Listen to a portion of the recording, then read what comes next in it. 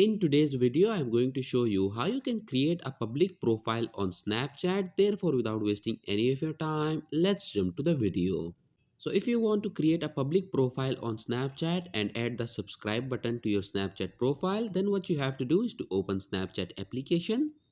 Click on your profiles icon at the top left corner and then click on the settings icon. Now scroll down and below this privacy control option, click on contact me and then select everyone.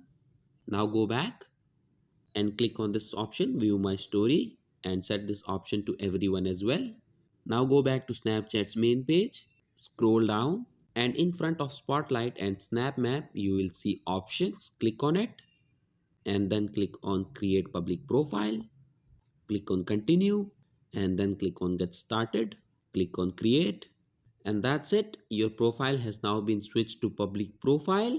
So that was it for this video and I'll see you guys in the next one. Peace out.